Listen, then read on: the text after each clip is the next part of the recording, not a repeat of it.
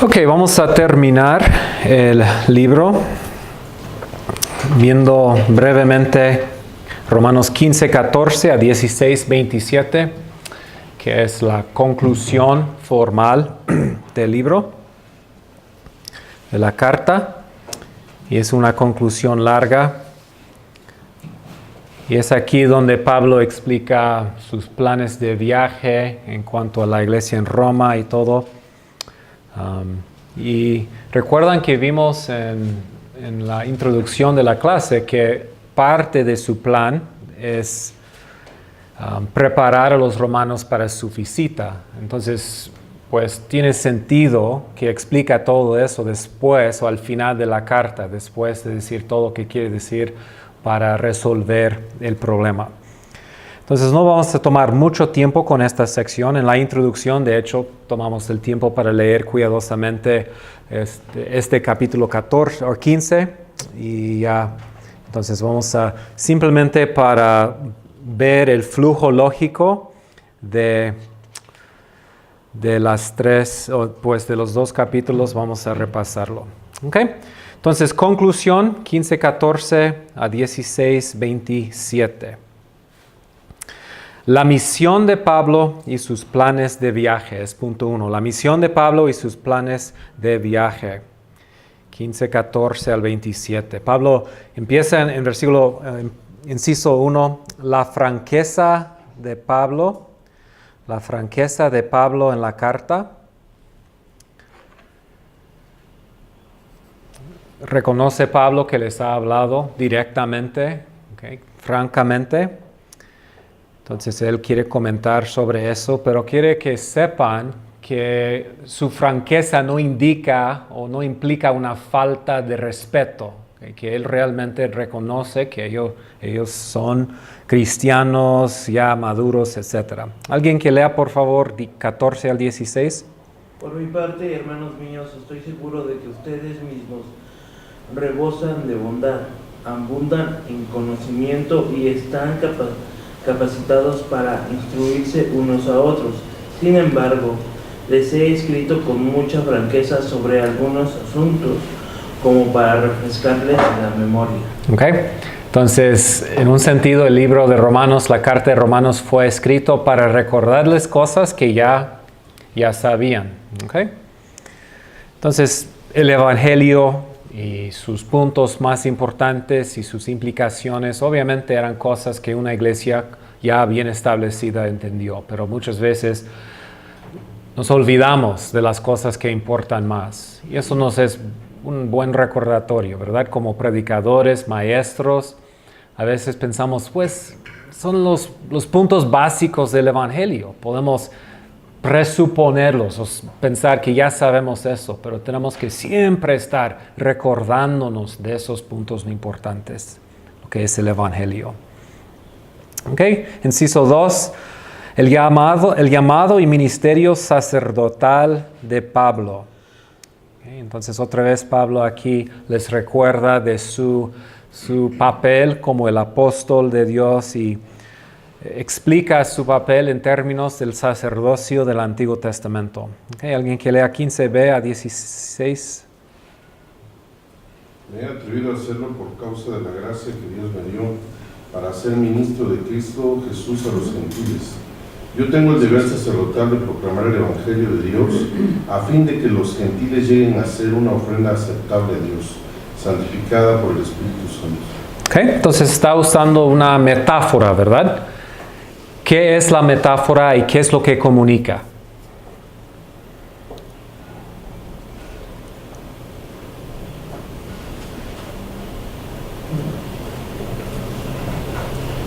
¿Qué es la imagen que nos da? Okay. Entonces Pablo se presenta como un sacerdote y cómo usa esa metáfora para describir su trabajo. No se pensó mucho en el capítulo 12, ¿no? Cómo comienza, debido a todo esto, no ven sus vidas en sacrificio, entonces él está ayudándoles, ministrándoles como un sacerdote para llevar ese sacrificio vivo, grato, santo. Okay. Y pues, pero aquí, ¿qué es la ofrenda? Okay, son ellos, ¿verdad? Entonces él como un sacerdote en un sentido está presentando a Dios, a los gentiles como un sacrificio.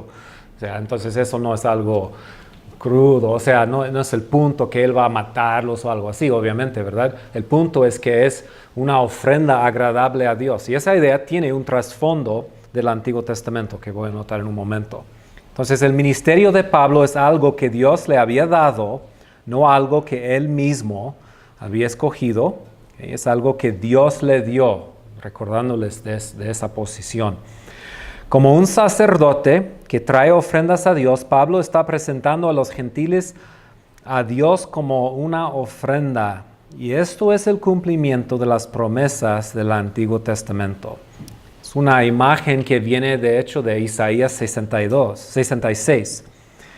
Entonces traerá a todos sus hermanos de todas las naciones como ofrenda al Señor, en caballos, en carros, en literas, en mulos, en camellos, a mi santo monte Jerusalén, dice el Señor, tal como los israelitas traen su ofrenda de grano en vasijas limpias a la casa del Señor.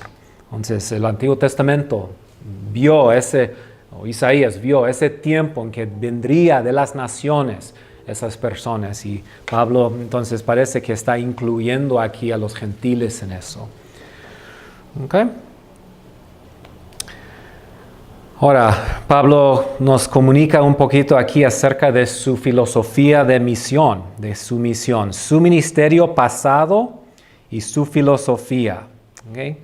¿De qué es lo que Pablo está haciendo? ¿Qué es su filosofía como misionero? ¿Okay?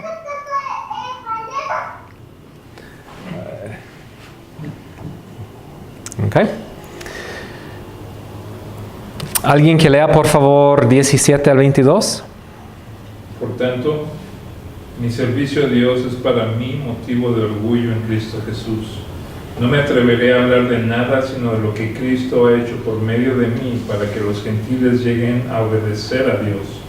Lo ha hecho con palabras y obras, mediante poderosas señales y milagros, por el poder del Espíritu de Dios. Así que, habiendo comenzado en Jerusalén, he completado la proclamación del Evangelio de Cristo por todas partes, hasta la región de Iliria. En efecto, mi propósito ha sido predicar el Evangelio donde Cristo no sea conocido, para no edificar sobre fundamento ajeno. Más bien, como está escrito, los que nunca habían recibido noticia de Él, lo verán, y entenderán lo que no habían oído hablar de Él. Ese trabajo es lo que muchas veces me ha impedido ir a visitarlos. Okay. Entonces Pablo tiene esta pasión de proclamar el Evangelio de Cristo en lugares donde no se había predicado, donde Jesús no sea conocido. Y notaron en versículo 18 que la meta es para que los gentiles lleguen a obedecer a Dios.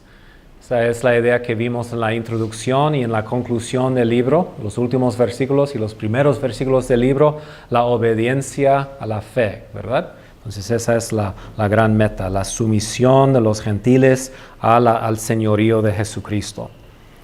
Okay, entonces es algo de su filosofía de sumisión, y en una clase de misiones tomaría yo quizá varias horas para hablar de este pasaje. Es un pasaje muy importante en los escritos de Pablo en cuanto a su deseo de predicar a los que llamamos hoy los no alcanzados.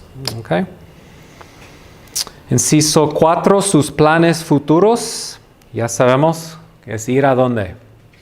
A España, ¿verdad? ¿Alguien que lea por favor 23 y 4? Pero ahora que ya no me queda un lugar donde trabajar en estas regiones, y como desde hace muchos años anhelo verlos, tengo planes de visitarlos cuando vaya rumbo a España. Espero que después de que haya disfrutado de la compañía de ustedes por algún tiempo, me ayuden a continuar el viaje. Okay. Entonces eso es el motivo por su viaje, y va a tomar la oportunidad en viaje a España para pasar por Roma. Okay, pero sus planes inmediatos, okay, antes de ir a España, es entregar la ofrenda a los hermanos en Jerusalén. Nos recuerdan que su tercer viaje misionero después de 3 años en Éfeso, él toma el tiempo para ir a Macedonia y Acaya, y en estas 2 regiones que va a hacer, ¿qué hizo? Pues pasaba por las iglesias tomando una ofrenda. Y aquí él habla de esa ofrenda. ¿Alguien que lea, por favor, 25 al 9?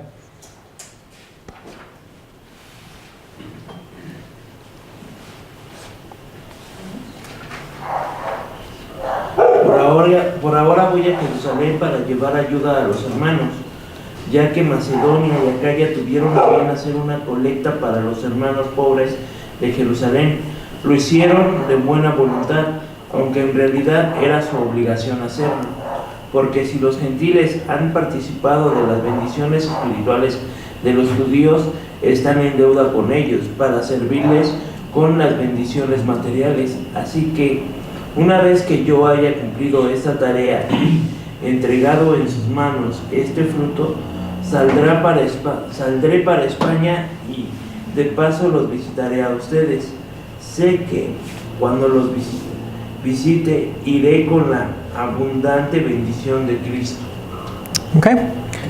Entonces, ¿por qué está haciendo Pablo eso? ¿Por qué toma esa ofrenda? ¿Qué está pensando él? ¿Qué es la motivación? Entonces, obviamente, cuando una iglesia ayuda a otra iglesia es algo normal, es algo cristiano. Pero hay una motivación específica aquí, particular que Pablo tiene. No es simplemente cualquier iglesia ayudando a cualquier otra iglesia. Los gentiles ayudando a los judíos. Okay. ¿Y por qué importaba eso, que los gentiles ayudaran a los judíos? Pues él nos da una razón muy específica, ¿verdad? Los gentiles han recibido bendición espiritual de los gentiles, de los judíos. Okay. Entonces no es como un pago, ¿verdad? No es como van a pagar por esa bendición espiritual con algo físico, okay, algo económico. ¿Qué piensan en el ministerio de Pablo, en la gran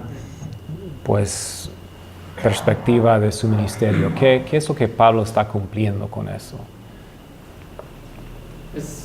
Parece que cabe con lo que él quiere lograr con esa carta en la iglesia en Roma. Que hay tensión, problemas entre los judíos y gentiles, y esta nota aquí como que les da una indicación de cómo deben de llevarse los 2 grupos dentro de la iglesia. Bien. O sea, Pablo no tiene que incluir esos detalles. En un sentido, lo que las iglesias en Macedonia y Acaya hacen por la iglesia en Jerusalén no les importa en un sentido. Pero Pablo incluye esos detalles porque sí, realmente es una expresión tangible de lo que él está promoviendo en la iglesia, ¿verdad? Que los gentiles deben reconocer que han participado ellos en las bendiciones espirituales de los judíos. ¿Okay? Pensando más allá de lo que Pablo quiere comunicar a la iglesia en Roma, porque obviamente no tomó la ofrenda, no hizo la ofrenda simplemente para hacer un punto a la iglesia en Roma, ¿verdad? O sea, más allá de eso, ¿qué comunica a la iglesia en Jerusalén, por ejemplo? Una iglesia muy, obviamente, judía. ¿Okay? Entonces, ¿qué comunica a ellos? ¿Qué comunica a todas las iglesias? Pues esa idea de la solidaridad del pueblo de Dios.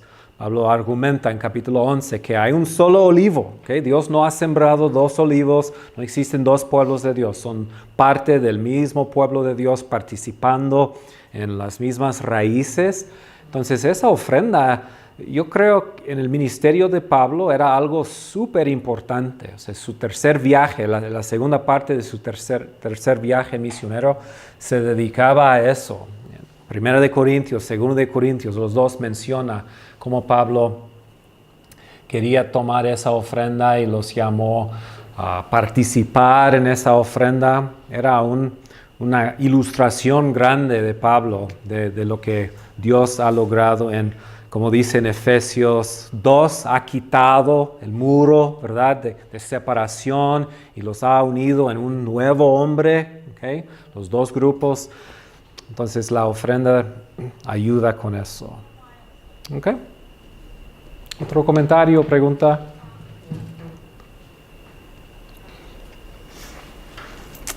Creo que ayuda, pues, ponerlo en su contexto, porque a nosotros pues, no nos parece como muy importante. Sí. Pues hacemos esto todo el tiempo, estamos muy alejados de esa realidad que existía en ese tiempo, porque era como una ilustración, gran demostración de la unidad que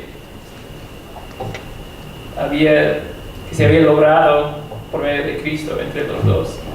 Y en ese tiempo esa tensión, la diferencia todavía se sentía muchísimo para ellos, creo. Entonces algo tangible como iglesias gentiles dando, pues probablemente era una cantidad grande de dinero o algo así para aportar, para ayudar y apoyar a la iglesia en Jerusalén. Entonces,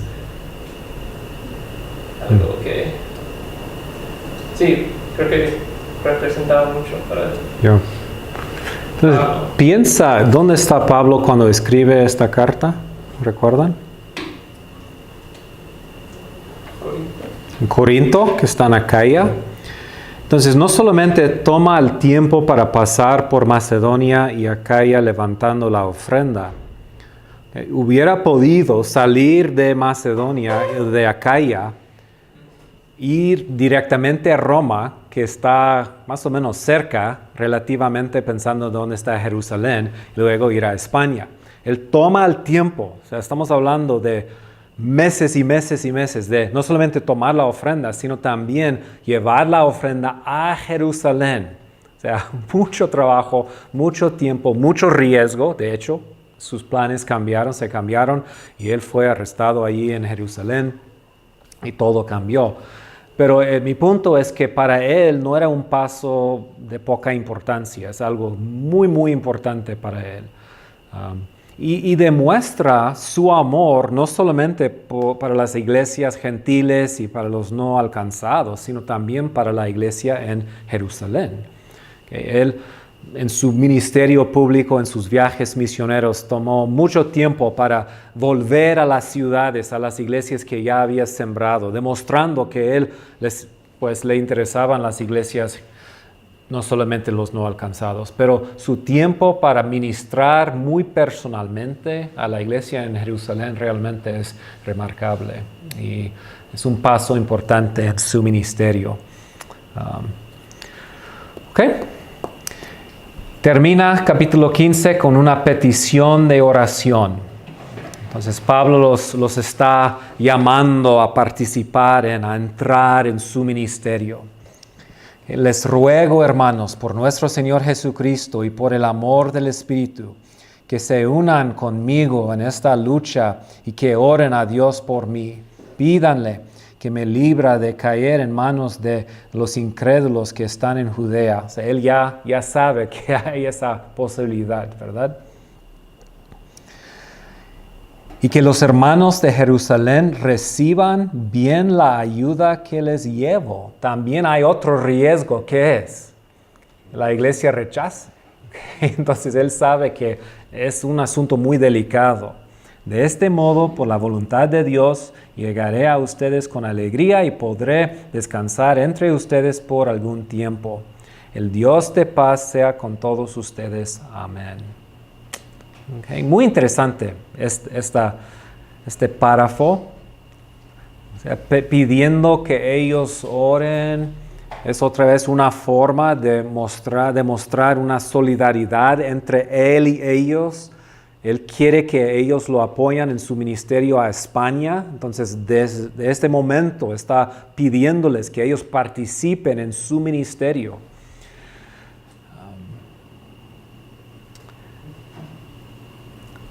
También nos recuerda de el papel de la oración en las misiones, en la obra misionera.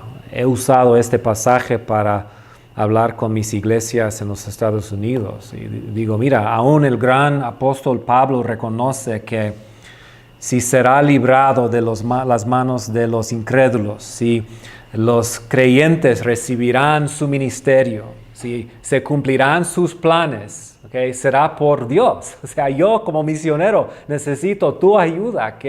Y entonces yo trato de dar a los hermanos que nos apoyan en oración peticiones muy específicas frecuentemente. Mira, pido eso.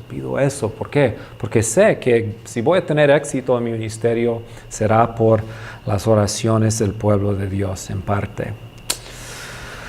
Ok, punto B, saludos finales a la iglesia en Roma. Quiero tomar el tiempo para leer todo el pasaje, porque yo creo, hermanos, que estos saludos en un sentido captan el corazón de Pablo en todo el libro. Podemos ver aquí el amor que él tiene para los hermanos, diferentes trasfondos religiosos, económicos, sociales, etc.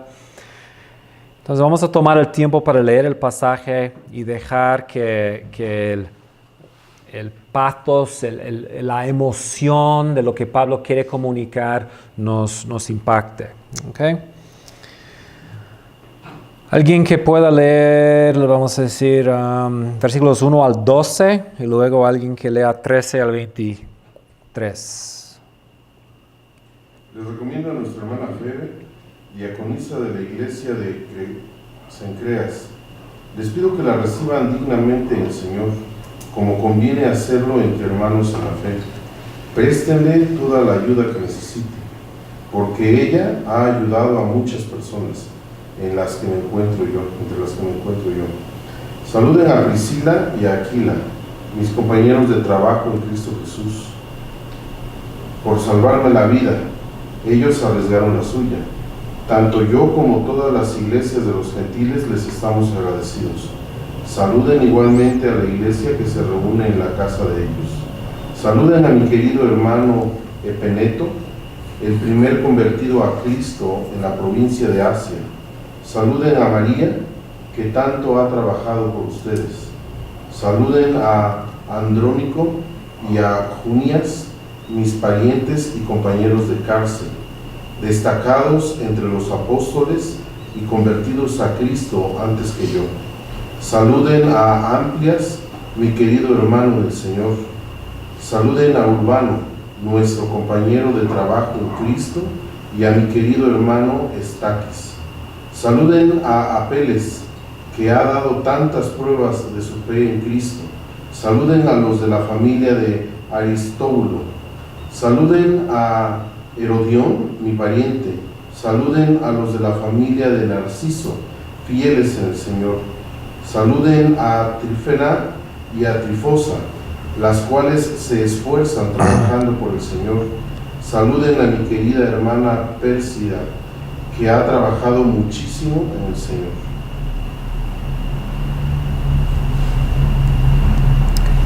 Saluden a Rufo, distinguido creyente, y a su madre, que ha sido también como una madre para mí. Saluden a Asíncrito, a Flegonte, a Hermes, a Patrobas, a Hermas y a los hermanos que están con ellos. Saluden a Filólogo, a Julia, a Nereo y a su hermana, a Olimpas y a todos los hermanos que están con ellos. Salúdense unos a otros con un beso santo. Todas las iglesias de Cristo les mandan saludos. Les ruego, hermanos, que se cuiden de los que causan divisiones y dificultades y van en contra de lo que a ustedes se les ha enseñado. Apártense de ellos. Tales individuos no sirven a Cristo nuestro Señor, sino a sus propios deseos. Con palabras suaves y lisonjeras se engañan a los ingenuos. Es cierto que ustedes viven en obediencia, lo que es bien conocido de todos y me alegra mucho. Pero quiero que sean sagaces para el bien e inocentes para el mal. Muy pronto el Dios de paz aplastará a Satanás bajo los pies de ustedes. Que la gracia de nuestro Señor Jesús sea con ustedes. Saludos de parte de Timoteo, mi compañero de trabajo, como también de Lucio, Jasón y Sosípater, mis parientes. Yo, Tercio, que escribo esta carta, los saludo en el Señor.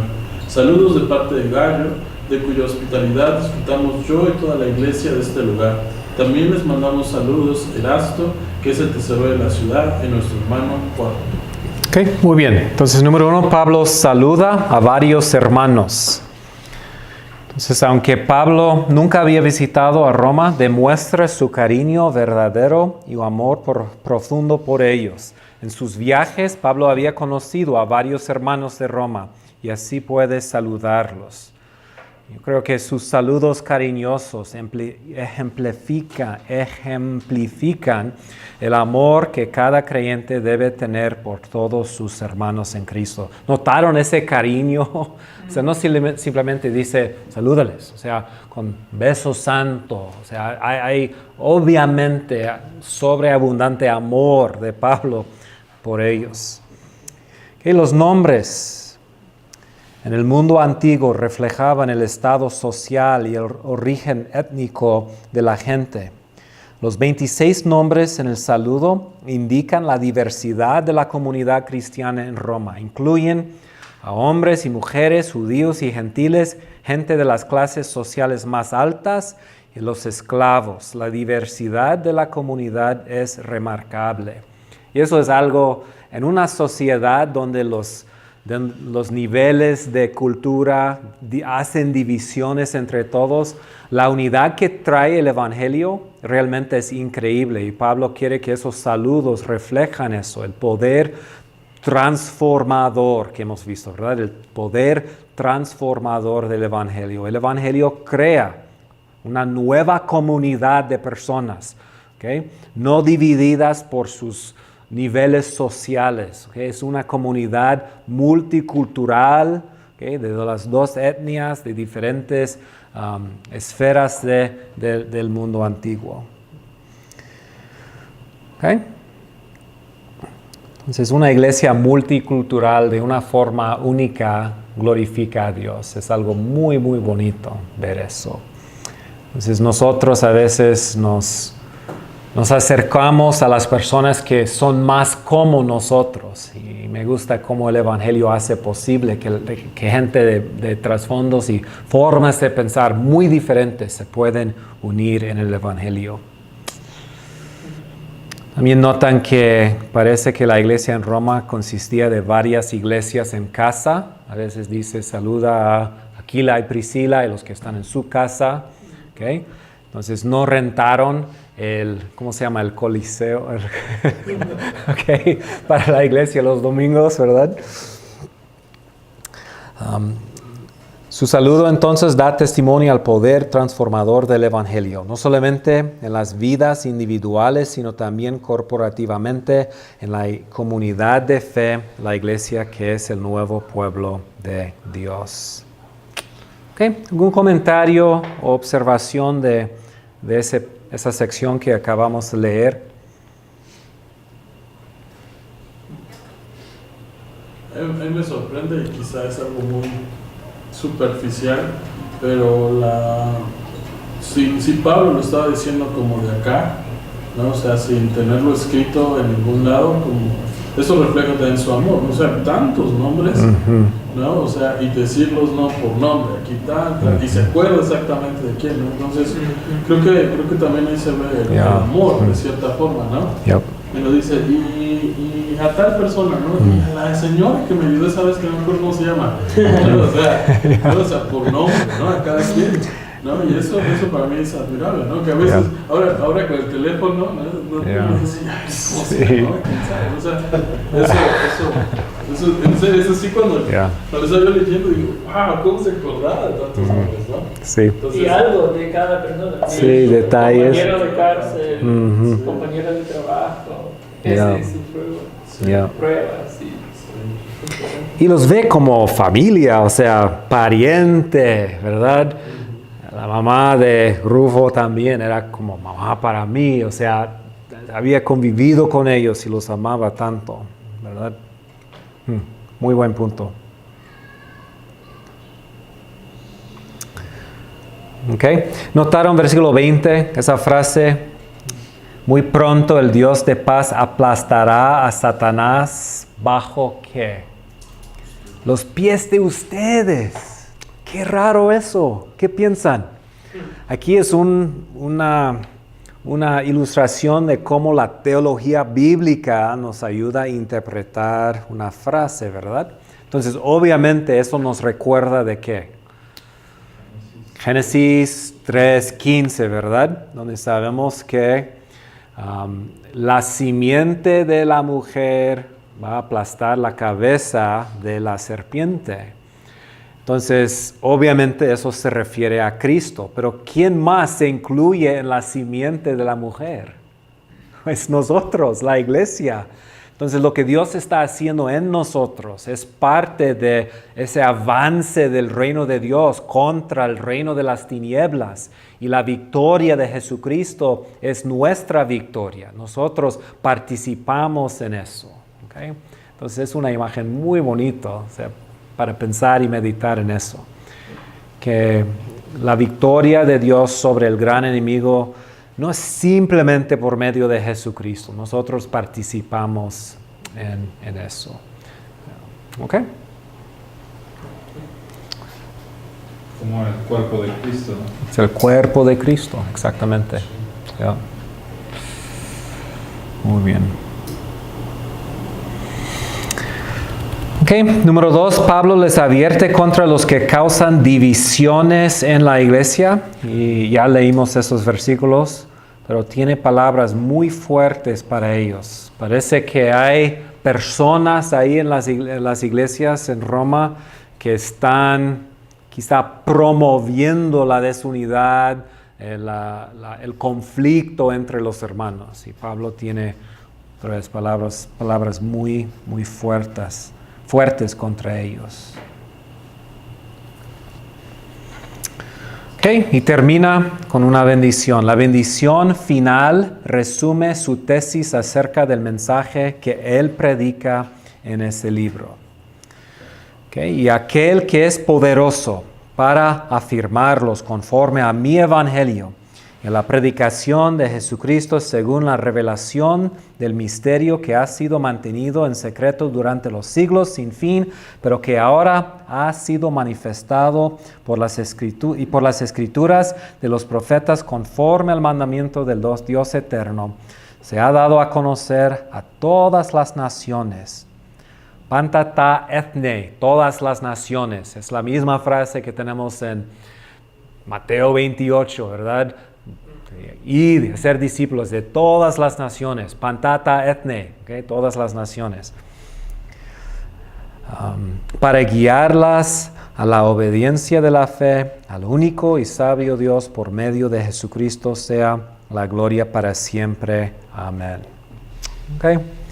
Con ese resumen, Pablo termina su carta. Muy bien.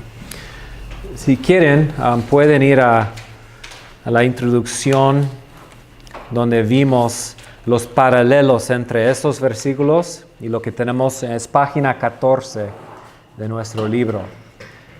Los llamé los sujetalibros de la carta, ¿verdad? Entonces, los paralelos, los dos mencionan el tema del libro.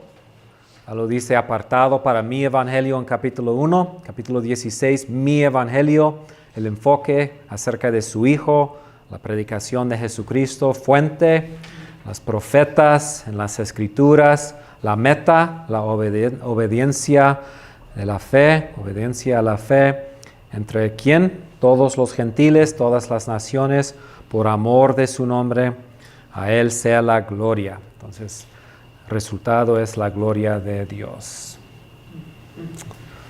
¿Ok? ¿Algún comentario o pregunta acerca de la conclusión de la carta? Ese capítulo y medio.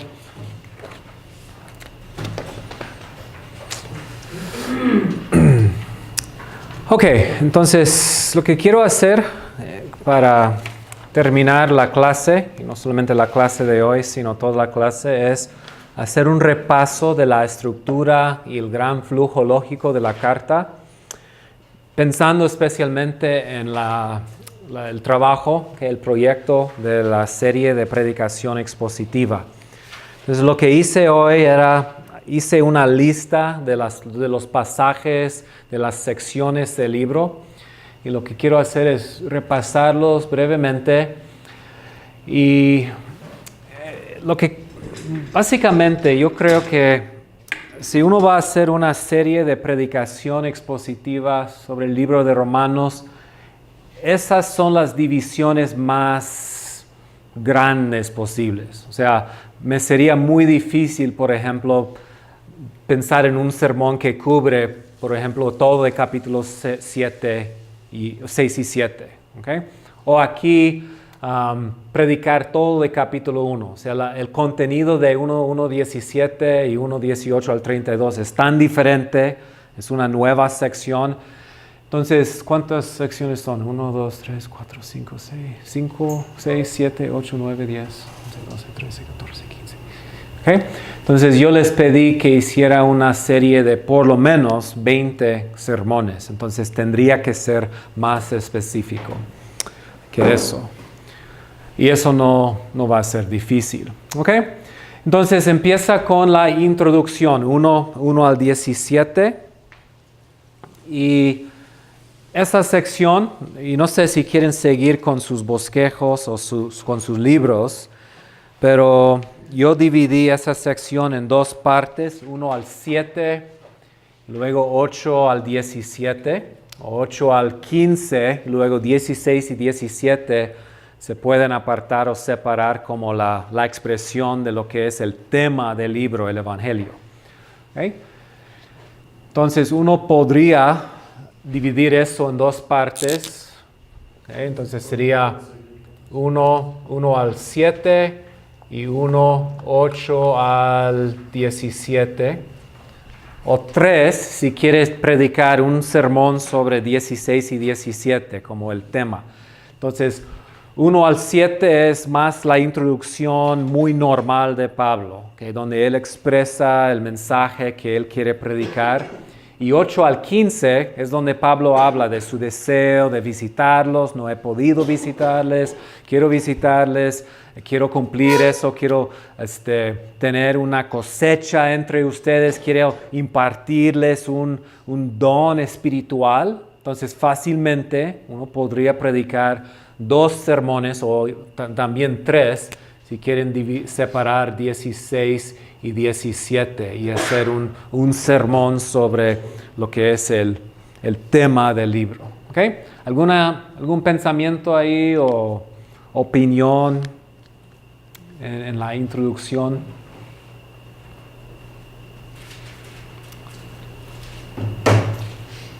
¿Qué sería el beneficio de separarlo y predicar un solo sermón, por ejemplo, sobre 1 al 7?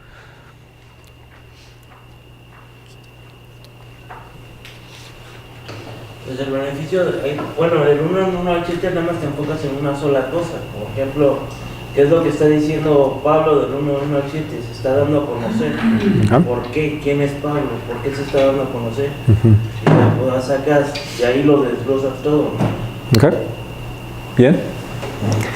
Y recuerdan lo que tenemos ahí en 1 al 7, es donde Pablo describe lo que es su evangelio, hablando de Jesús como el Hijo de David según la carne, pero el Hijo de Dios según el Espíritu Santo. Entonces hay contenido teológico ahí, cristológico, que se puede desarrollar con más detalle. Entonces depende de su contexto, depende de las personas que están predicando. Entonces eso puede ser poco pesado para algunas iglesias, pero quizá algunos quisieran tomar el tiempo para predicar eso. También empezar con unos pocos versículos. También podría ser que el primer sermón es sobre Romanos 1:1 y tomar la oportunidad para explicar todo el contexto histórico que yo les expliqué la primera vez. Entonces el trasfondo, la reconstrucción histórica. Entonces Pablo escribiendo su carta a la iglesia en Roma. ¿Okay? También se podría hacer, pienso, a lo mejor sin necesidad de tomar un versículo, ¿no? Hacer una introducción, ¿no? Específicamente, ¿no? Como quizá el inicio de la serie es una introducción a la carta, ¿no? Y cubrir varios puntos y ya después quizá puede ir uno del 1 al 5, o de 1 al 8, digo, o 1 al 7. Otra opción también sería esperar hasta predicar 1, 8 al 15, donde Pablo dice, quiero visitarles, les he querido visitar, y usar ese pasaje como la base para explicar el trasfondo histórico. Entonces puede ser, como Iván dice, un sermón introductorio donde explicas todo y luego comienzas con el libro. ¿Okay? Puede ser que en la primera predicación quieres hacer eso. Sería muy natural en la predicación sobre esta sección hablar de Pablo, su deseo de visitarles y explicar cómo eso era la motivación por la cual él escribe el libro, etc. ¿Okay? Bien. Y 16 y 17 versículos muy, muy importantes en el Nuevo Testamento y en el libro de Romanos. Entonces, merecen una predicación sola, pero eso depende de ti, cuánto tiempo quieres tomar para cubrir el libro.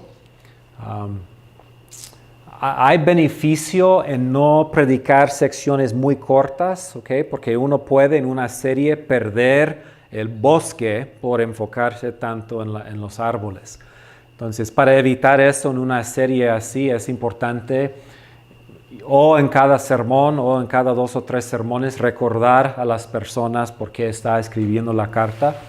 Y la verdad es que es algo muy natural, porque en cualquier sección el pasaje que vas a predicar, tiene su conexión con el libro. Entonces es natural comenzar cada sermón explicando cómo el pasaje se conecta con los propósitos grandes del libro. ¿Okay? Entonces, es parte de tu trabajo, tu responsabilidad como predicador, ayudar a los hermanos cada semana a ubicarse en el libro, el contexto histórico del libro. Y noten, hermanos, lo que estamos haciendo. Estamos predicando, entonces, preparando entonces, no predicaciones que son predicaciones acerca del texto. O sea, he hablado de eso antes. Podemos predicar acerca del texto o del texto, o podemos predicar el texto. ¿Okay? ¿Qué es la diferencia? ¿Okay? Yo he escuchado sermones a través del libro de Romanos, por ejemplo, donde en cada predicación el predicador tiene su pasaje, vamos a decir que es capítulo 2, y él estudia el pasaje y encuentra algo interesante del pasaje y predica eso. O sea, predica del pasaje. Pero cuando termina la predicación, no siento que me ha predicado el pasaje, que entiendo el pasaje, que entiendo su argumento, ¿no? Que entiendo cómo se ubica, dónde se ubica, cómo cabe en el mensaje del libro. Entonces es siempre un reto, o sea, no simplemente preparar sermones del libro, de los pasajes, sino exponer el pasaje. O sea, quiero que mi gente pueda, ya después de escuchar un sermón sobre Romanos 1, 18 al 32, entender los grandes puntos, quizá no todo, pero el mensaje. Se puede leer todo el pasaje después y entender, recordar lo que acaba de escuchar y entender el argumento y el flujo. ¿Okay? Bien, entonces segunda sección, siguiente sección es 1:18 al 32, donde Pablo habla de ¿qué? La ira de Dios. Okay, la ira de Dios sobre o contra quién. Los gentiles especialmente. ¿Okay? Hey, si quisieras dividir este pasaje en más de un sermón, ¿cómo lo harían? ¿Alguien ha considerado eso? ¿Tiene una idea o opinión ahí? Pues sí. Yo notaría hasta el 18 al 23 probablemente. Está hablando como, pues lo que conocían, no lo honraron, como tiene estos contrastes que hicieron sus sabios o los necios, ¿no? Y después, a partir del 24, como dice, por lo tanto, y da los resultados de lo que hicieron. Yep. Y en el primer sermón entonces de 18 y adelante vas a tomar tiempo para explicar la conexión entre 1:18 y la revelación de la ira de Dios y la revelación de la justicia de Dios aquí. También hay preguntas teológicas muy grandes en esta sección, ¿verdad? ¿Qué de las personas que no han escuchado? Hay personas que realmente buscan a Dios por su propia cuenta, o sea, solos. O sea, hay ideas ahí, preguntas o confusión en la iglesia que esta sección pues toca. Y yo creo, hermanos, si tu iglesia va a ser una iglesia realmente pues inteligente en la teología cristiana, hay que entender este pasaje. Es casi imposible tener un buen entendimiento de muchos temas como las misiones, el evangelismo, la doctrina de la salvación. Si alguien no entiende los puntos grandes aquí, como que todos tienen un conocimiento de Dios por medio de la revelación natural. Es una verdad cristiana fundamental. Okay, sin esa verdad surgen muchas herejías. Entonces son verdades. Y a lo mejor alguien decidiría tomar más que un sermón para hablar de esos temas. ¿Okay? Depende de lo que quiere lograr. Entonces ese pasaje enseña, todos tienen un conocimiento de Dios, todos han rechazado ese conocimiento de Dios, por lo tanto todos son condenados. Y son verdades difíciles, o sea, no se van a tragar fácilmente para muchas personas. Entonces hay que predicarlo. Eso depende otra vez de la gente en su iglesia y de su necesidad. Y con lo que quieres lograr con la serie también.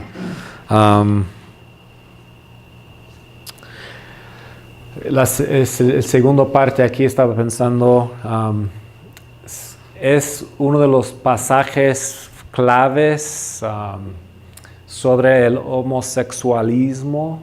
¿Okay? Entonces, si quieres tomar la oportunidad para hablar de una teología bíblica, ¿okay? del homosexualismo, este pasaje es uno de los más importantes. Entonces, vivimos en una... ¿Cómo? Ese es uno de los que leyendo más se me complica el hecho de cómo explicar esa perversión, cómo explicar que es un juicio, cómo explicar desde dónde tomarlo, ¿no? Porque es algo, se me hace bastante amplio para agarrarlo y hacer. Y quererlo explicar en una sola predicación. ¿No? Por eso la división sí ayudaría. Entonces, me sorprendió cuando fui la semana pasada a los Estados Unidos. No sé si algo ha cambiado o que yo veo las cosas, pero cuántas personas gay me encontraba, o sea, en muchos lugares. Y la verdad es que son personas amables. Muchas veces trabajan en servicios como en aerolínea o en restaurantes. Entonces, eso está bien, ¿okay? O sea, no observar eso. Pero lo que me di cuenta es, por ejemplo, mi mesero 3 veces cuando estaba en Minneapolis, fui al mismo restaurante 3 veces y me sentí en la misma mesa con diferentes personas y tenía el mismo mesero y obviamente era gay. Y me llevaba muy bien con él y me ocurrió esa idea que yo entiendo ya cómo es difícil para las personas que conocen, que tienen amistades con gay, no decir, bueno, quizá no está tan mal. O sea, es algo inocente por ese conocimiento. Y la verdad es que quiero que esa relación me lleve a tener una reacción más amorosa. O sea, quiero que me causa que sea una persona más... Quería tener un buen testimonio con él. Él sabía que yo estaba ahí con una conferencia de pastores, tenía ahí mi identificación, mi gafete y todo. Pero a la misma vez me di cuenta, y es igual con muchas cosas. Por ejemplo, personas que tienen muy buenos amigos en la iglesia católica, esas personas tienen esa a veces tentación de decir, quizá no está tan mal los católicos, quizá su teología no está tan mal, quizá debemos recibirlos como cristianos.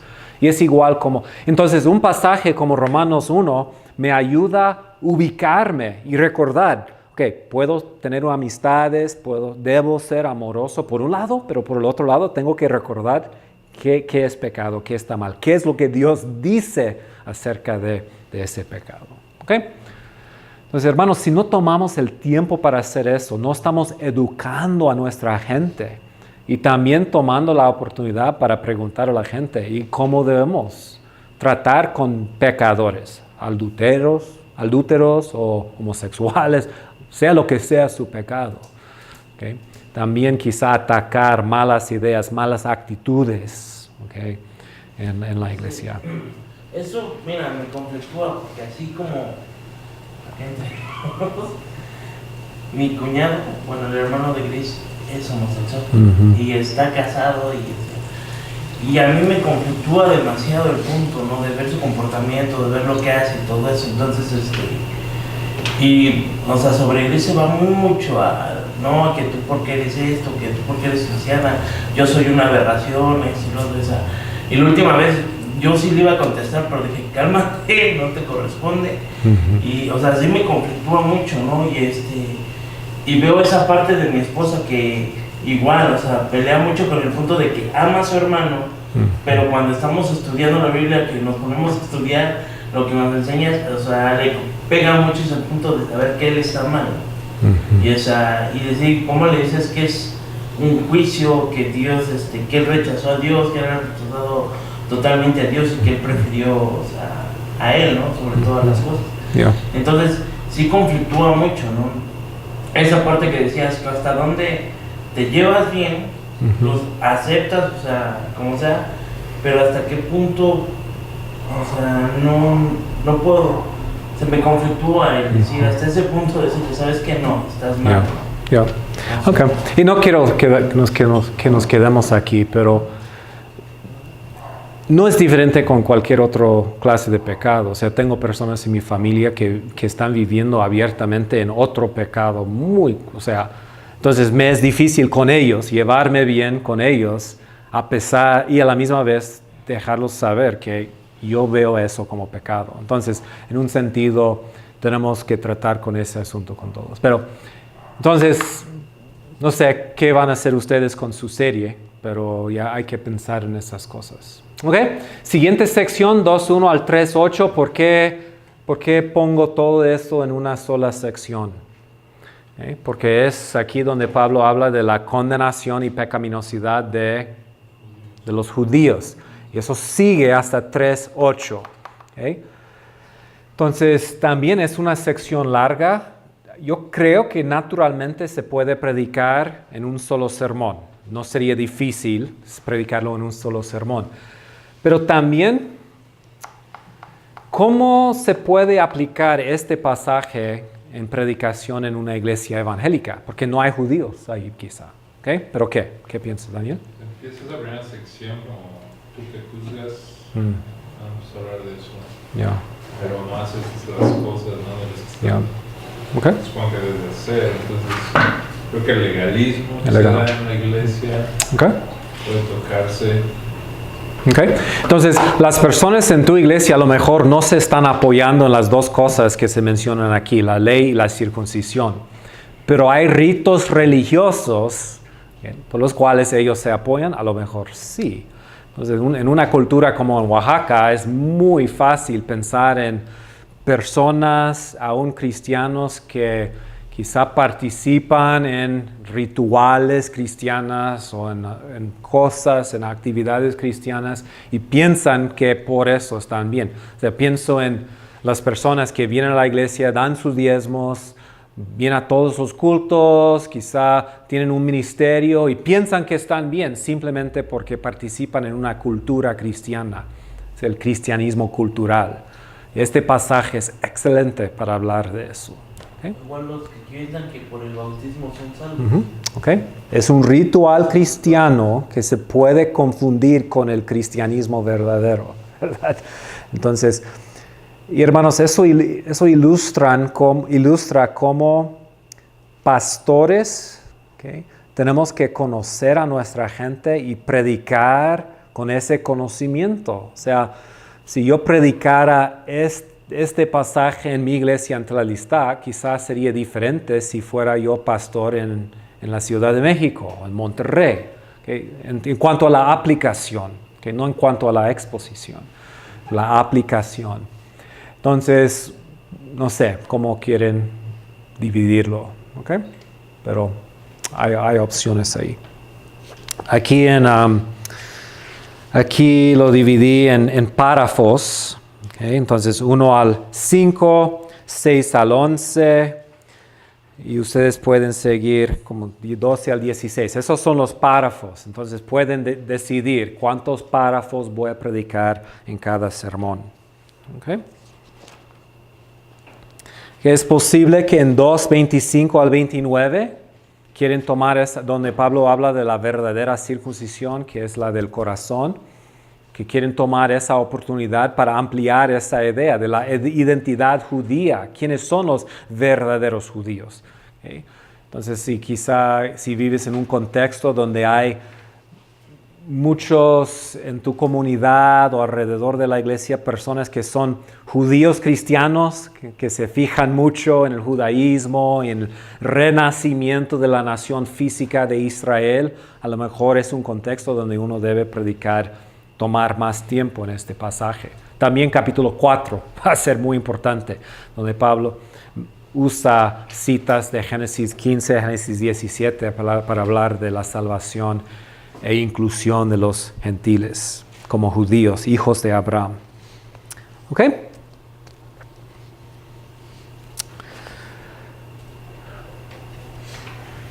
Siguiente sección, yo lo divido simplemente porque naturalmente, lógicamente, ¿qué es lo que está pasando aquí?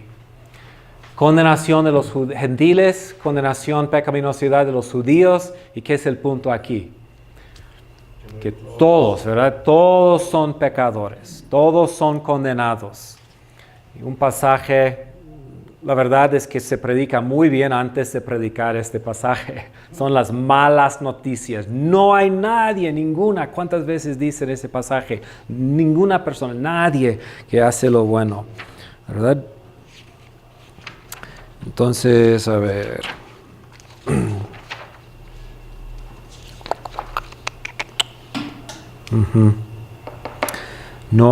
No hay un solo, ni siquiera uno, no hay nadie, todos se han descarriado, no hay nadie, no hay uno solo. ¿Okay?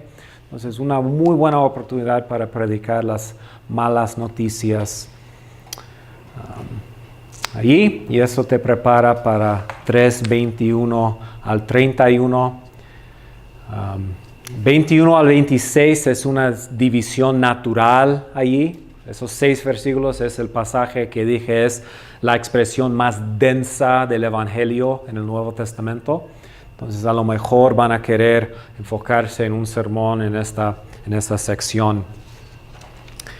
Y luego 27 al 31 es un resumen, aplica lo que dice Pablo en esta sección. Entonces ustedes pueden decidir cómo quieren dividirlo, si quieren predicar todos los 11 versículos en un solo sermón, en 2 sermones, como quieren.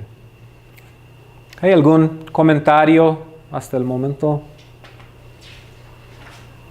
Pienso que probablemente en el capítulo 3, dependiendo, se podría tomar también quizás versículos 19, 20, quizás hasta el 21, para explicar ese punto que ya se ha visto también en el capítulo 2, ¿no? Acerca de quizás se puede esperar, ¿no? Hasta este momento para hablar acerca de las personas, ¿no? ¿Qué pasa con aquellos que no escucharon, ¿no? Entonces quizás se podría hacer.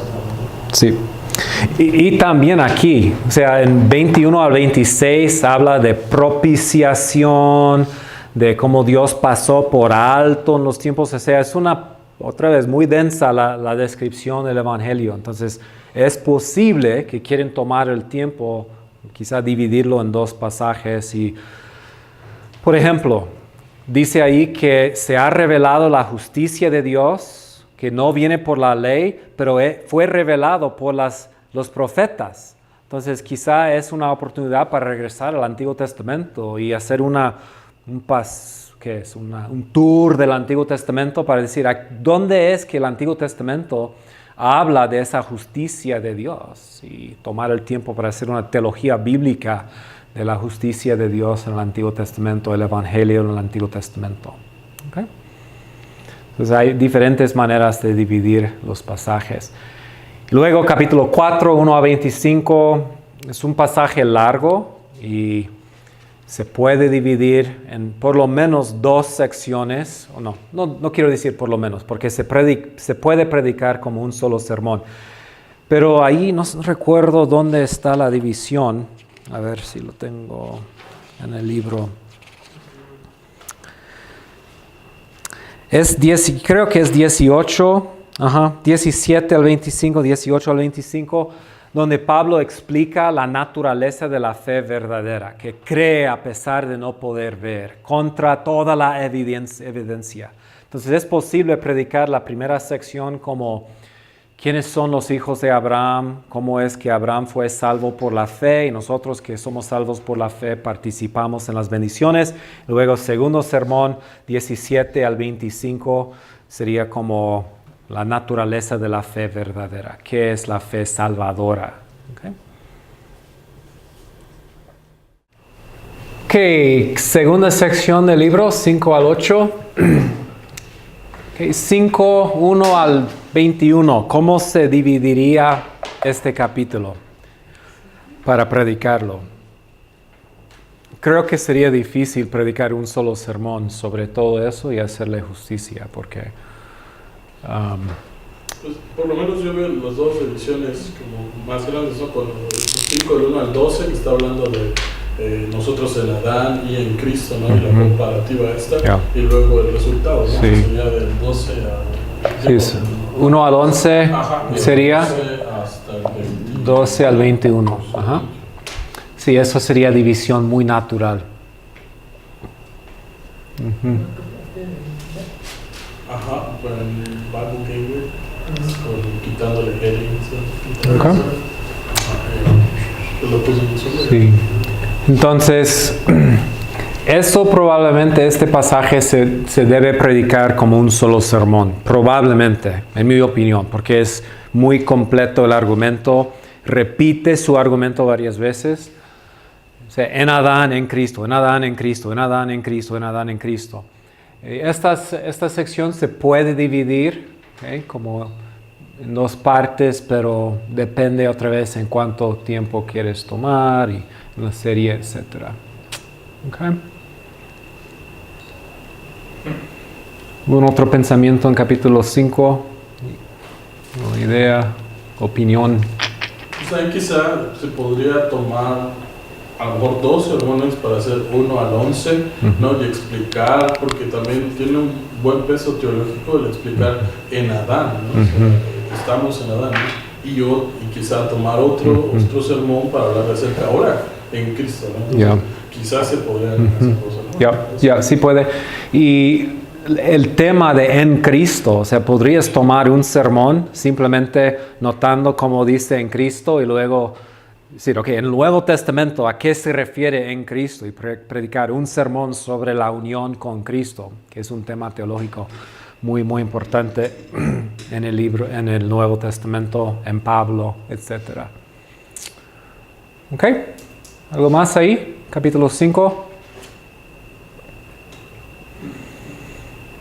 Ok, capítulo 6. Okay. ¿Somos libres de qué? Capítulo 6. Libres del pecado. ¿Okay? Creo que les comenté, quizá no, pero un libro que Dios usó grandemente en mi vida cuando yo estaba en la universidad era el libro de predicaciones de Martin Lloyd-Jones de este capítulo. Era un tomo, 23 sermones sobre Romanos 6. No era un sermón sobre cada versículo, se dividía diferente. Pero me impactó grandemente mi entendimiento de la santificación, etc. Entonces, obviamente, capítulo 6 se puede dividir de diferentes maneras. ¿Alguien ya ha hecho su división en capítulo 6 o sabe cómo va a predicar 6? ¿Joel?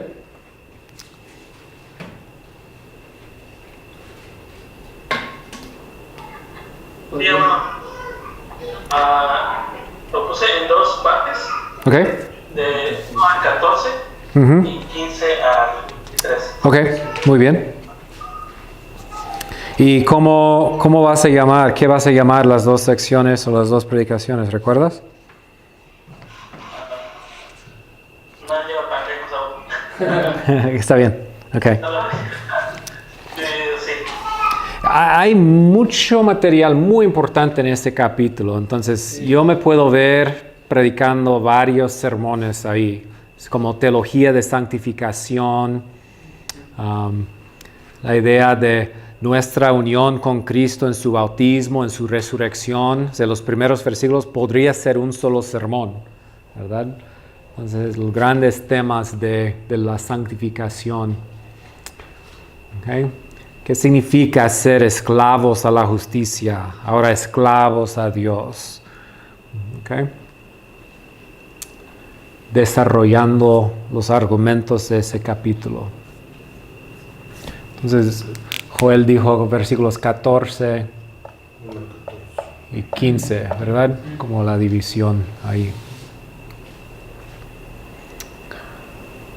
Ok, ¿alguien más en 6? ¿Alguna idea o pensamiento de cómo se desarrollaría la predicación de capítulo 6? Una forma que vi que podría ser quizá otra forma de dividirlo es, Pablo tiene, al menos en el 6 y el 7, 4 preguntas que él mismo se contesta, ¿no? que empiezan como, ¿entonces qué? ¿no? Entonces, por ejemplo, el primero dice, ¿qué diremos entonces? ¿Continuaremos en pecado para que la gracia abunde? De ningún modo, ¿no? Y luego sale otra pregunta en el 15, ¿entonces qué? ¿Pecaremos porque no estamos bajo la ley sino bajo la gracia? De ningún modo. ¿No? Y luego tiene otro en el 7.7. ¿Qué diremos entonces? ¿Es pecado de ley? De ningún modo. Y luego en el 13, entonces lo que es bueno viene a ser causa de muerte para mí, de ningún modo. Entonces, quizá podría ser otra forma de dividirlo, ¿no? Por preguntas y sus respuestas, ¿no? Yep. Las preguntas retóricas. Muy bien. Entonces, capítulo 7. ¿Qué piensan? Hay unas divisiones naturales ahí, ¿okay? En los primeros 6 versículos. A ver. Explica nuestra libertad de la ley, usando la ilustración de un matrimonio. 1 al 7. Okay.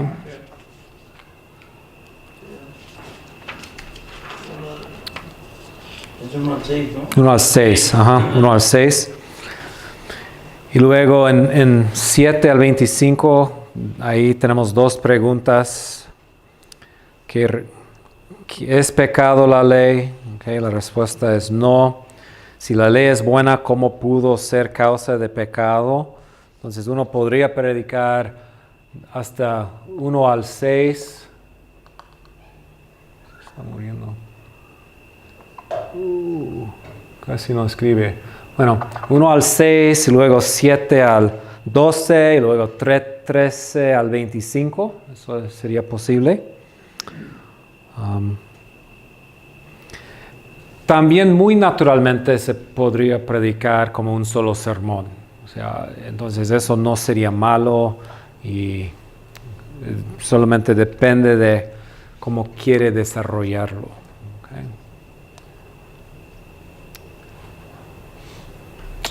Okay. ¿Alguna otra idea de capítulo 7?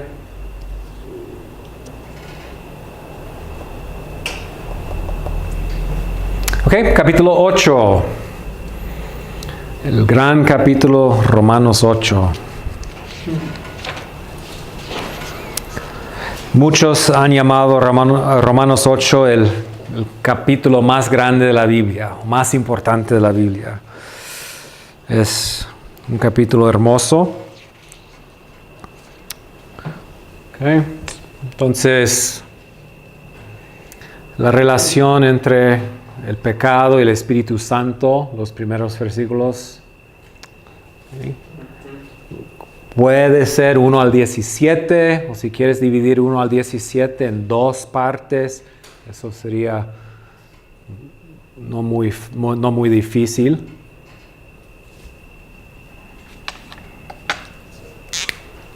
Entonces, una posibilidad, 1 al 17, porque en versículo 18 ahí empieza a hablar del sufrimiento, ¿verdad?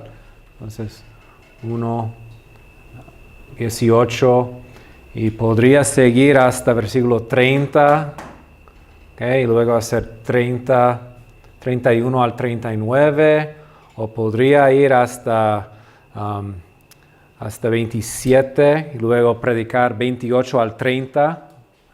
De hecho, la semana pasada preparé un sermón sobre Romanos 8, 28 al 30.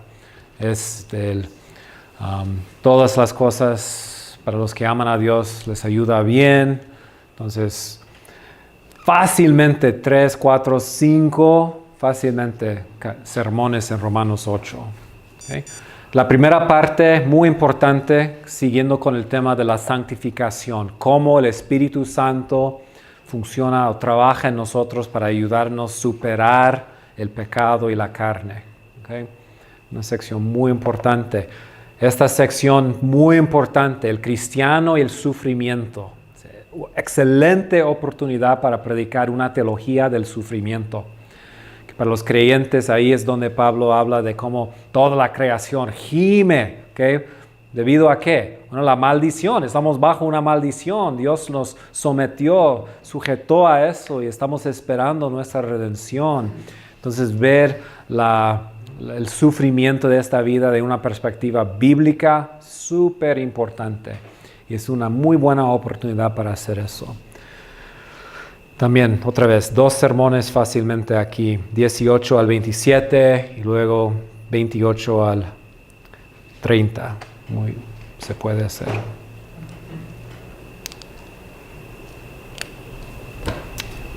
Okay. ¿Alguna idea, pensamiento ahí en capítulo 8?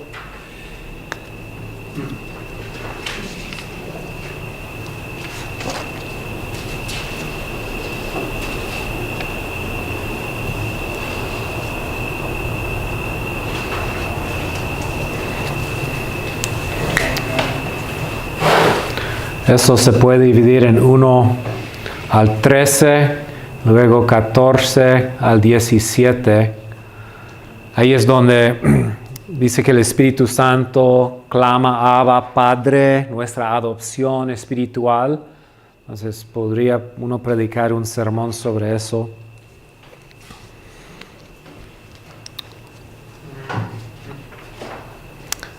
Ahí ir a Gálatas 4, conectar los dos pasajes y desarrollar una teología de la adopción espiritual.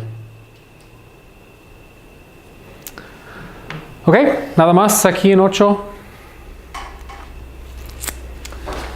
Ok, capítulo 9.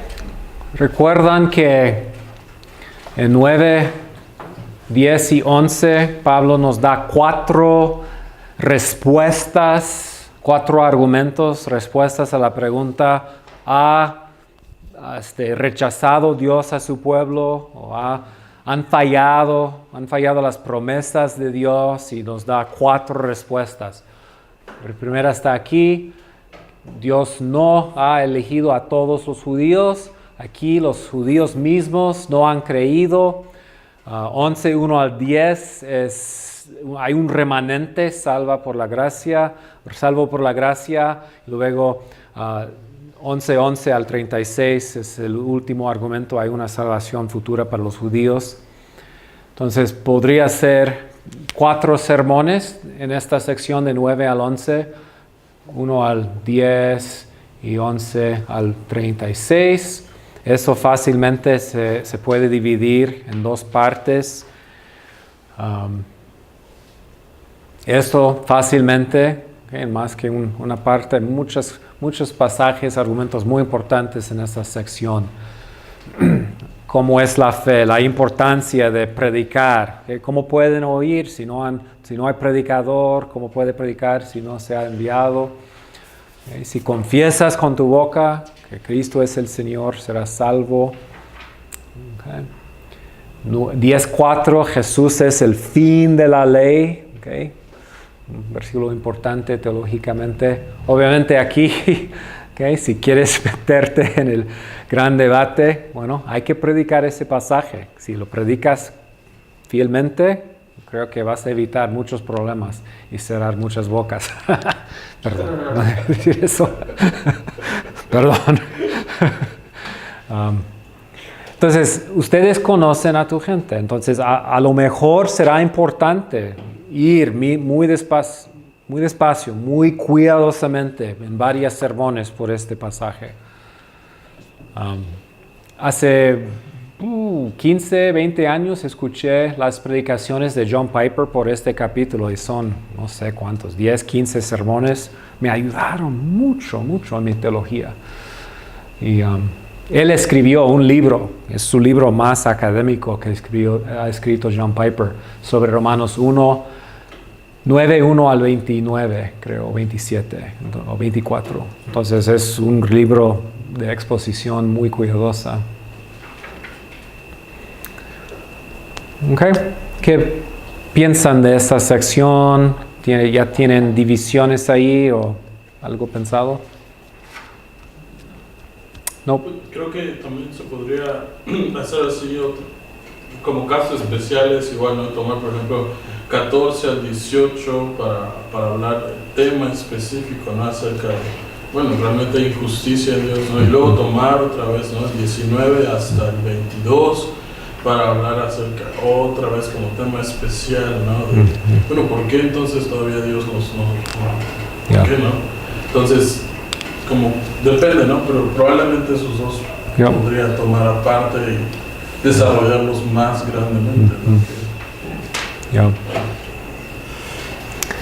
A veces los pastores preguntan, ¿cómo puedo predicar temas difíciles sin ser acusado de predicar temas favoritos siempre? ¿Okay? Entonces, ¿cómo puede un pastor predicar sobre ofrendar, verdad? O temas difíciles. Bueno, si estás predicando la Biblia sistemáticamente, naturalmente va a tocar temas. Entonces, si quieres ayudar a tu iglesia a entender la doctrina de la elección, ¿okay? Puedes anunciar, voy a predicar una serie sobre la elección, ¿y qué va a pasar? Muchos van a ser así, no van a querer escuchar. Pero si estás predicando la palabra de Dios así sistemáticamente y llegas a este punto, explicas el argumento de este capítulo en el contexto de Romanos 8, como hemos hecho, pues va a ayudar. ¿Okay? Hablar de otros temas como el homosexualismo aquí. O sea, es muy natural predicar esos temas en el flujo del argumento de este libro. ¿Okay?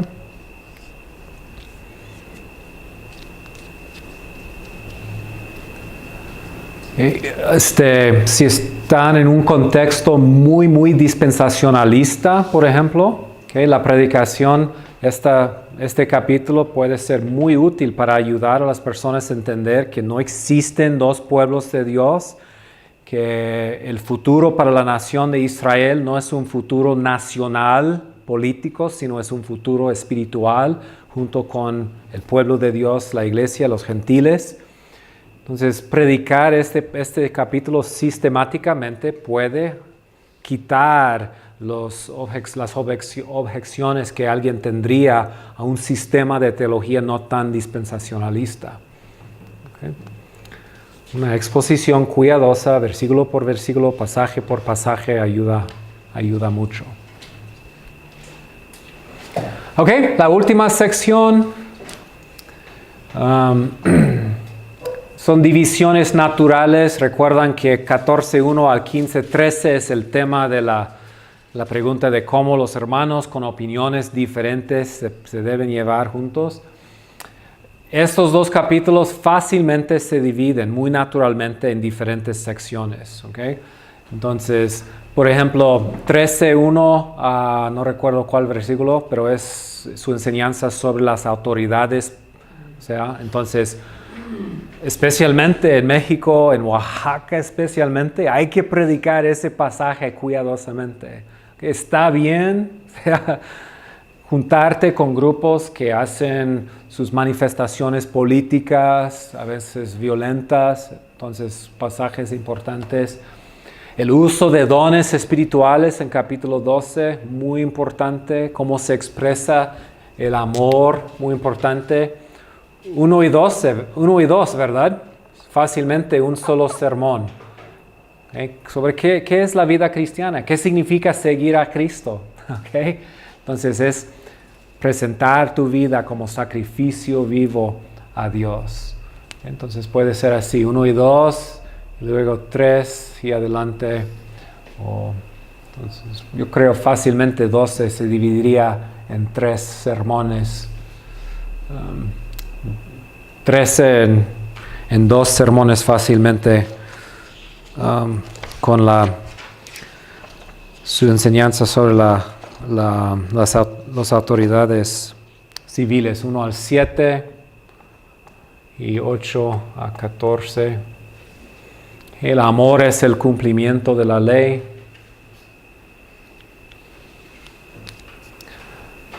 O sea, es aquí lo que se puede predicar aquí en capítulo 12, es una ética cristiana. ¿Okay? ¿Qué es la ética cristiana? ¿Qué es la base de nuestro comportamiento como cristianos? ¿Okay? No son los 10 mandamientos principalmente, es la ley del amor y ayudar a tu gente filtrar preguntas por esa idea de cómo el amor se expresa. Este pasaje 12, 3 y adelante, tan importante como Pablo habla muy prácticamente de no debes pensarte mejor que las otras personas, gozarte con las personas que son gozosos, llorar, o sea, muy prácticas las enseñanzas ahí. Esta sección yo probablemente tomaría el tiempo para predicar 3, 4, 5 sermones, porque es un asunto tan importante en la iglesia. ¿Cómo tratamos con diferencias en nuestra iglesia? Hay personas que van con el pan, otros que van con AMLO, o sea, diferencias de política, diferencias de opiniones acerca de cómo uno debe participar en tradiciones, o sea, muchas preguntas prácticas. Recuerdo en la UCLA que yo enseñé casi todo un semestre una clase sobre este pasaje y 1 Corintios 8 al 10 y la libertad del cristiano. O sea, casi todo un semestre en la universidad sobre esos pasajes. Porque los alumnos vinieron de muchos trasfondos diferentes, muchos de trasfondos muy fundamentalistas, muy rígidas, otros de trasfondos más liberales. Y otra vez, es una ética cristiana, cómo debemos llevarnos como creyentes, amándonos unos a otros, no juzgando, no menospreciando. Entonces, tomar el tiempo para reflexionar sobre preguntas difíciles en la iglesia, muy, muy importante para ayudar a nuestra gente a crecer en madurez.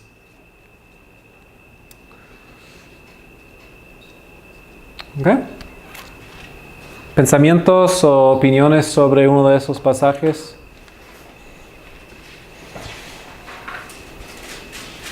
¿Cómo dividirlo o cómo predicarlo?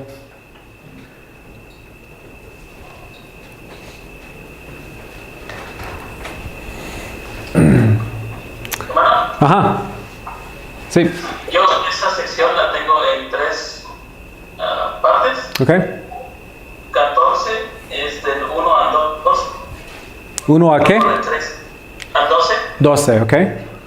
1 al 12. Luego, sí, del 13 al final del capítulo 14. Ok. Y 15, 1 al 13. Ok. Sí. Muy natural esas 3 divisiones. ¿Cuál versículo es el último de 14? 23. 23, ok. Ok. Bien. Entonces eso les daría tiempo para desarrollar y aplicar el pasaje a diferentes situaciones.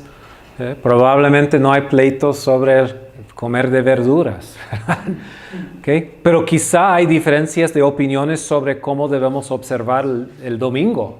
¿Okay? Eso puede ser algo fuerte para algunos cristianos. ¿Okay? Bien. Ok, y luego la conclusión 15:14 al 16:27. Una sección muy larga. Aquí en 15:14 y adelante se podría predicar un sermón, un mensaje acerca de una filosofía de misiones. Okay, la importancia de buscar alcanzar a otros. La ofrenda de Pablo para Jerusalén, hay muchas aplicaciones ahí en cuanto a la iglesia y su relación con otros grupos. No debemos fijarnos simplemente en nuestras propias necesidades. Es bíblico ayudar, mandar auxilio a otras iglesias, demostrar esa solidaridad en el cuerpo de Cristo.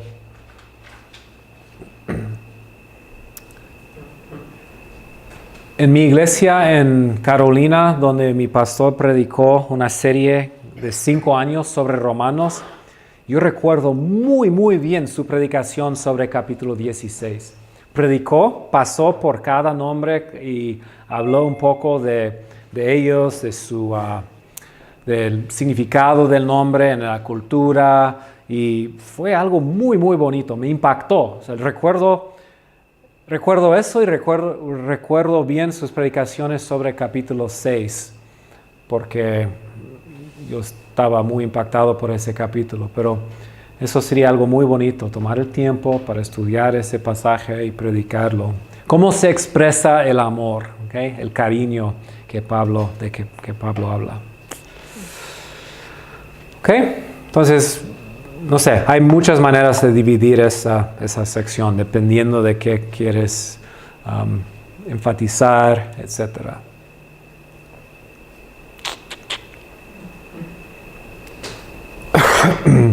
Ok, bueno, espero que eso les ayude con sus proyectos y que el proyecto te ayude a pensar, o sea, analíticamente sobre el libro de Romanos y el mensaje de Romanos, pensando en tu propio contexto, las necesidades de las personas a que ministran.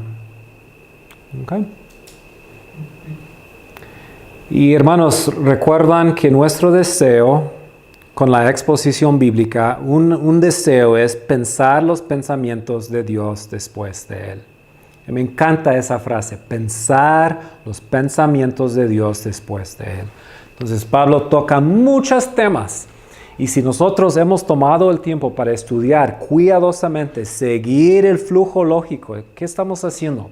Estamos dejando que la palabra de Dios inspirada está formando, ¿okay?, nuestras formas de pensar, guiando nuestras actitudes y pensamientos. O sea, entonces, quiero, hermanos, mi deseo para ustedes es que cuando piensan en un tema, sea lo que sea el tema, que viene a la mente pasajes de la Biblia, argumentos de los escritos de Pablo, de las enseñanzas de Jesús, ¿ok? Y que piensan así, no simplemente en versículos aislados que hablan del tema, sino de pasajes y cómo el desarrollo del argumento de ese pasaje forma tu manera de pensar sobre cualquier tema que se encuentra en la Biblia. Entonces, llevar a nuestra gente cuidadosamente por un libro así de Romanos está cumpliendo lo que Pablo dice en Efesios 4, es la renovación de la mente. Está renovando, reformando, ¿okay?, quitando los malos pensamientos, malas actitudes, malas doctrinas y poniendo enseñanzas, filosofías, ideas, actitudes, doctrinas bíblicas, ¿okay?, corrigiéndonos y ayudándonos a pensar bíblicamente.